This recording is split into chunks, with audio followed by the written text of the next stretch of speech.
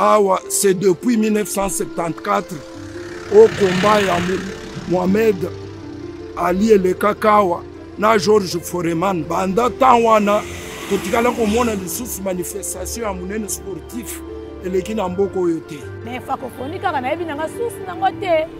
Na monika na yoki kaka francophonie na luli bandaku. Na yebi peda bita francophonie te. Tozaka na ba idée. Et francophonie roya mais bato belé baleka basa sango te. Pe belé pe ba eba rango te, et belé pe ba mona ngo te. C'est la toute première fois à assister à mon ango.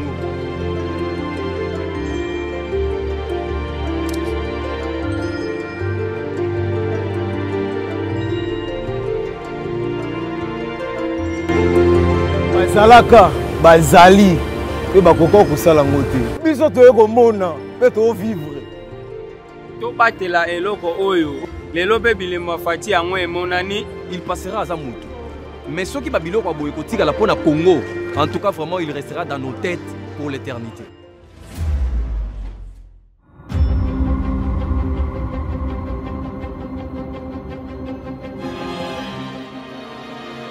komona veme boye ndenge komi lelo yo na ndenge ezalaki kala na sepeli makasi donc fati vraiment nzamba baccélé a mingi vraiment ezaki bisiko bakulu na bazalaki bazosala bamakambo na banga mabe batiel bazolala mais lelo ekomi bandako ya propre lelo mutu akokota esukuna te. Nous remercions le chef de l'État qui a mis sa confiance aux entreprises congolaises, parmi lesquelles la nôtre, Sodimas, parce que ça permet à toute l'élite congolaise de pouvoir prouver de quoi on a été capable. Et nous avons pu ériger cet édifice de zéro jusqu'à la tôle fêtière. Nous sommes prêts, qui viennent participer massivement à ces jeux importants qui fera la fierté du pays. Je les invite de venir massivement.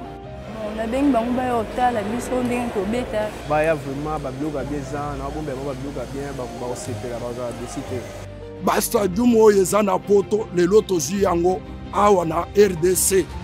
Vraiment c'est une réalité. To banda okanisa gezaki ba biloko moko boye kokoke ça le matin mais maintenant sikoyo eza vraiment réel. Oyo ezaki loko la promesse lelo komi réalisable. En tout cas coup du chapeau na gouvernement mobimba na mokinza mboka. Teo mona stade boye propre. Et ça lui bien et ça lui plaisir.